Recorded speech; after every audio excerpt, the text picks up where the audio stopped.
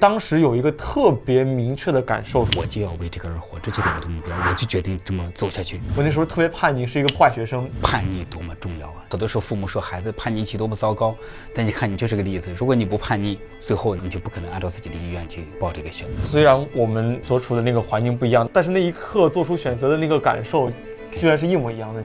我想那感觉是特别偏向于成年人理解的感觉，什么人生的道路该往哪走，就是一些特别大概念的感觉。觉得这样一说，觉得感觉是一个特别神秘的东西。对，是个很神秘的东西。但是刚刚我就立马意识到，说为自己而活这件事情不是这样的。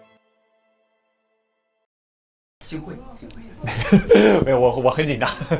大家好，我是武志红。大家好，我是主持人小齐齐思君。我也说借书这个机会，您刚刚在问我现在，比如说是在做自媒体还是什么，其实并不是，我是发现书给了我一个特别意想不到的事情，它成为了一个桥梁，让我去和不管是您也好，还是和很多我的职业范畴当中暂时很难接触到的人，然后有这样的机会能坐在这里一起去聊天。在过去这几个月，我可能意识到的就是我当写这本书，我能够感受到自己身上的这种变化，但是我不确定这种变化，我就充满了很大的焦虑，就是来自于我的那个不确定。那你想确定什么呢？我想确定就是我的想法是否能够成为正确。这时候我就立即打断，我说正确一点都不重要，真诚最重要。正确是脑袋想的，真诚是我们的心，是我们的体验。其实一旦你忠于自己的心，你看这叫内在评价体系。我是由此而来。而且先做忠于自己的感觉，接着进入到潜意识，接着有可能进入到这个觉性，就是或者叫做存在。存在是所有创造力的源头。但是一旦我们想着我在乎别人的评价啊，就到了脑子就是意识。而且意识的话，就是很多时候别人这么说你以为很在意，其实那个人呢，他内在是怎么回事，他也不知道。所以这就变成，当我们一旦活在意识层面的话，意识就远离了创造力。所以你看，有各种各样的这个大师，他们的说法是不同的。比方宫崎骏，他作为这个世界上最受欢迎的这个动画片的创作者，他在有一次接受就是美国的《纽约客》这个采访，纽约客的记者当时就问他，你的这个动漫作品在全世界这个受众最多，只说在这个领域，那你在创作新作品的时候，你怎么考虑你的受众？那宫崎骏说，我从来不考虑观众。所以说这个创造力一定要进入到潜意识。另外，当纽约客的记者在问他的时候，我就有个问题非常有意思。他说：“那你类似，反正就是你是导演，你该怎么样？”结果宫崎骏说了一句：“我不是导演。”然后当时这个记者就有点懵，说：“你不是导演，谁是导演？故事本身是导演。”当我觉得我是导演的时候，我就用脑子，用思维去指挥控制自己，按照一个剧本去做事情。那么这时候就是在意识层面工作。我不是导演，故事本身是导演，但实际上故事，宫崎骏很多时候他也并不知道该如何创作，那他怎么办？他就忠于自己的感觉，就是进入到那个故事之中，他就有故事带领着自己。但这个时候他有时候创作是非常可怕的，比方他一个动画片，他为了做那个动画片，他画了100多万张还是几百万的这个分镜，所以他比那个就是用脑子提纲挈领做规划难度大很多，但是他觉得整个过程充满创造性，他很快乐。所以这就是故事本身是导演，内在是导演，会指向这么一个境界。你看，这是一个非常经典的部分。你如果看的话，这个世界上这些伟大的创作者，基本上都是这样的，反而是一流的、二流的就会不断的去想别人怎么想的，甚至深受别人的议论所苦恼。因为我们刚刚其实是在聊一个创作者的心态，但这个心态其实对于每一个普通观众、普通人而言，我感觉也都是一样的。你做自己这个决定，你要考什么专业，然后你要上哪个生活，它其实是有向往，但是以前总会有很多的客观条件去限制，比如说你要报考什么样的专业，父母会给你很大的指引，这些东西也是外界的一个评价。你这个学校我觉得是好的，你这个专业我觉得是好的。其实最初就这么来的，因为最初我们在意评价就是。当父母把他们的意见看得比孩子自己的意见、比孩子自己的感觉更重，而且要求孩子在意自己的评价，甚至按照自己的评价来，结果孩子就远离了自己内在，然后他就接受了父母的评价。您书里也写了，是一个原生家庭能给孩子那个最大的祝福，是让他按照这个自己的感觉而活，特别是在孩子那个年龄阶段，然后我们的生活基本上要仰赖于父母的情况下，你自己的感觉如何去确定，以及去根据感觉去做出你当下要想做的事情。其实根据自己感觉做决定的非常非常的简单，它非常简单。就比方我随便举例子，你吃一碗饭就吃饱了。你饱，你肯定是你知道，但是结果这个父母呢就说你要吃2碗，这样有助于长身体。我有一个朋友，他做这个电视的这个导演，他童年的一个回忆就是他奶奶满院子追着他跑，不断的跟他说：“孩儿啊，该再吃点饭，别跑了，再吃点，别跑了，再吃点。”饿的时候就想吃，饿是一种感觉，是吧？饿了你就想吃，这是根据自己感觉来。结果你吃饱了，感觉很好，结果奶奶就说：“男孩嘛，再多吃点。”最后你说饱了，然后奶奶就说：“哎呀，小孩子们再多吃点。”结果你看，这就吃饱了被撑着的感觉很不舒服，所以他为什么满院子跑？他在逃避这个吃饱了还要被撑着的感觉。所以你看，这就是一个这个按照自己的感觉吃饭和按照这个奶奶的这个评价去吃饭，就是它是一个特别重要的区别。那还有穿衣服不也是吗？孩子按照自己的感觉穿衣服，就是遵从自己的感觉，而且这就是内在评价系统。而一旦这个是大人才知道你怎么穿，你就远离了自己的感受，就听大人的去了。你刚刚讲那个吃饭那个事情的时候，我脑海当中这也是你的故事是吗？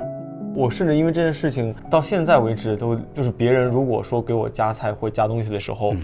我下意识的内心非常的抗拒，而且是非常强烈的抵触，就是因为甚至是愤怒，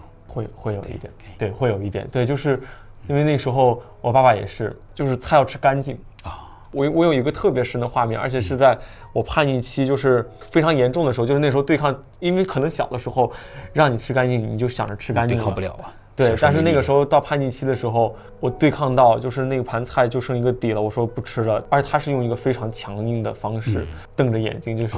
对，在我的印象当中，对方他就是我父亲是一个以施压的方式来跟我讲述这件事情，这太可怕。然后我就是饱含着不甘和难受，然后把那整盘菜端起来倒到了嘴里。就是对，刚刚一说那个，就是有点自毁的方式，干脆这样。对，就是你刚刚一说那个追着吃饭的时候，我就突然想起来那个场景。那个场景对我来说，属于我叛逆期和我爸对抗的时候的一个非常难忘的场景。但是我并没有意识到，就是我们刚刚说的那个按照自己感觉而活。因为这个，对不起，我这个有点这样说，真的挺让人难过的。我想那感觉是特别偏向于成年人理解的感觉，就是那种什么人生的道路该往哪走，就是一些特别大概念的感觉。觉得这样一说，觉得感觉是一个特别神秘的东西。对，是个很神秘的东西。但是您刚刚这么一举例，我就立马意识到说，那个感觉就是你的冷暖，就是你的温饱，就是你当下一个非常直观的触觉的，或者是就是身体的那种感受。对，就是视觉、听觉、嗅觉、味觉、触觉加情绪情感。是吧？就这么直接。是，所以刚刚一说到这件事情，我突然意识到说，在小的时候有那么多你当下感觉会被家庭所改变，或者说所控制也好，或者是所要求也好，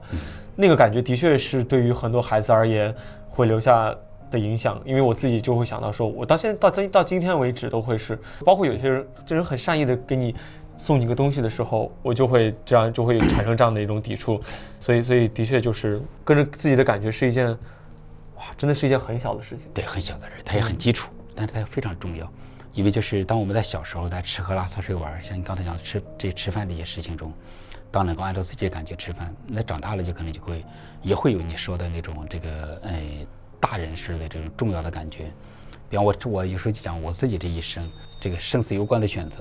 有时候一回头一想，就让自己有时候出一身冷汗。也就是我中考的时候，中考之后报志愿，我家最穷，然后我成绩最好，就在应届生里头，我是少有的，就是整个年级就是500-600个学生，应该只有3-4个应届生能考上中专师范。我们那个时候考上中专师范，就意味着从农村户口变成城镇户口，鲤鱼跳龙门呢。那个时候真的是鲤鱼跳龙门，农村户口和城镇户口就是天壤之别。对，特别是那个就是所以大家都拼命的不报那个重点高中，然后拼命的就想报中专师范。你看我成绩好，我家又最穷，就是我成了最有理由报中专的人。就所以我理性上就做了一个选择，我决定报中专，结果就在填志愿的那时候，那时候有非常微弱的感觉，就让我改成报这个重点高中了。那你如果报了中专，那就麻烦大了。那时候毕业包分配，可能把你分配到县里来就不错了，也是说不定回到镇里，那什么也不会有后来的考上北京大学这些事就都没有了。但后来我就在想，那刻那个微弱的感觉是什么？其实真的跟读书有关。因为我小时候特别爱读书，那个时候，而且我作为70后农村的，那个时候真没什么书可读，真的是文化沙漠，非常的贫穷。你想在县里的这个书店里头买本正经书，这个就是小说什么的，就很难买到，就属于这么一种状态。当然家里又穷，你也没有条件去买，然后同学们整天闷着头学习，就也没有什么这些书可读，所以我把周围但凡能读的书都读完了。后来我就回想我那个感觉是什么，其实就是你做了个推理，就算考上个所谓的最好的中专，回来大概率是回到县里，最好是回到石家庄市，就对石家庄市还有一些憧憬。如果回到县里，就算是成为所谓的城镇户口，那又怎么样？那个生活这个一目了然。而且，但是我通过读书，我也知道好像外面有个更大的世界。所以当时基于这么一种微弱的感觉，我在那一刹那改了这个志愿。如果我是一个不尊重自己感觉的人，我绝对做不了这个选择。我没有理由不报中专师范，报了就不会有后来的考高中，然后也不会有后来的考北京大学这些事情，这个人生的开阔度变得很不同。所以刚才也是吧？你看，在吃饭的时候尊重自己感觉，吃多少就是多少；穿衣服的时候尊重自己的感觉，想怎么穿就怎么穿。结果最后在有时候人生关键、生死攸关的时候，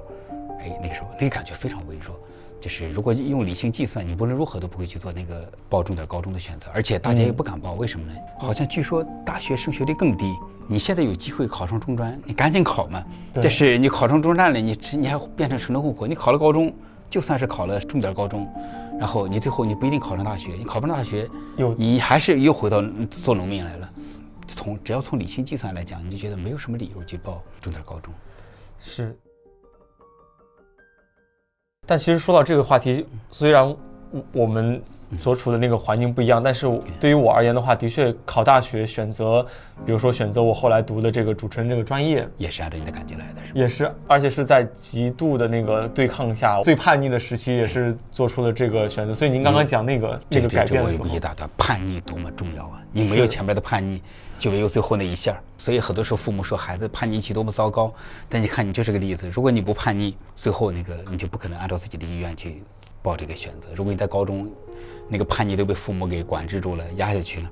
那到了最后你报志愿的时候，你可能就真的没有力量去做那个反抗。是，就像您说的，就是一个完全截然不同的人生道路。对，真的是。但是那一刻做出选择的那个感受，居然是一模一样的。您刚刚跟我讲。但我就想说，现在很多的朋友，因为我书里面其实有几个章节也是在讲这件事情，就是做选择。所以您刚一说这个话题，我觉得就从小的时候延续到那个感觉。现在大家在做选择的时候，人生的选择，不光是上大学，还有你说毕业找工作、生活城市，怎么去找寻那种内心的内驱的，因为我感受过，因为我感受到，就像我自己选择了那个专业之后，我拿到了我们学校的一个专业合格证，它相当于是半个敲门砖，就是只要这个合格证我拿到了，我文化课成绩够了，我能上这个。所以当时有一个特别明确的感受，说我一定要上这里。然后我整个人生，我那时候特别叛逆，是一个坏学生，但是最后那2个月，因为感觉人生一下子看到清楚一个目标之后，所有的行动都开始为了这个目标，所有的能量也为了这个为了这个目标而收拢过去了。然后在下一次人生可能感受到这样的目标的时候，是大学毕业，选择去到我现在所在的湖南台去工作，那是一个完全身边人不理解，然后自己突然一下子，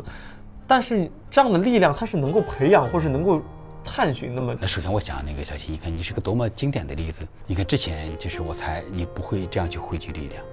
就是我猜的，就是你不要跟父亲纠缠，甚至被父亲给压下去。但是你看，当你讲到你确定了，我在高中的时候，我最后就2月，我就确定了我就要走这条路，然后你迸发自己全部的力量、全部的行动，就是全部的能量朝着这个方向去走。所以，人生为自己而活的时候，确定这一点力量可以多么的强大。我们再想一下，如果你这一生基本上都是这么度过，不是只有那几个月才这样，如果你这一生基本上都这么度过的话，你更加了不得呀，是吧？你的人生那个爽的感觉、自由舒服的感觉，它就更加的强烈。所以很多时候父母，你看，如果我把孩子的这个感觉给否掉了，其实这是一次死亡。我说的不夸张，这是一次死亡。然后我们很多时候这个力量为什么升不起来？因为死了太多次，这叫习得性无助嘛。我们就觉得，对，再一次生气又会压下去，再一次生气又是死，那就干脆我就不生气了。所以就是对你来讲，你才觉得哦，当能确定这种感觉，我就要为这个而活，这就是我的目标，我就决定这么走下去。这个好，我已经确定无比了。结果这时候你看，就是作为叛逆期的人，刚才讲自己是个坏孩子，那可能当时有很多问题少年各种各样的部分，但是当你确定你的目标，你全部的能量往这儿过去，你发现你迸发了这个非常大的力量，最后实现了自己的这个目标。其实这本来是可以是一个人的生命常态，并不是非得在这个时候才有这个力量。对，我刚才也在想，为自己而活这件事情本身是一个你生命当中延续性的东西，但就是我不知道是因为我们的生活总是冠以这种重要的时间节点，然后好像你在做重大的时间节点的时候，你才会说我真的要去找一个目标。但其实为自己而活这件事情不是这样的，它其实是一个就需要在小事上，像吃喝拉撒睡玩这些事情之中，按照自己的感觉。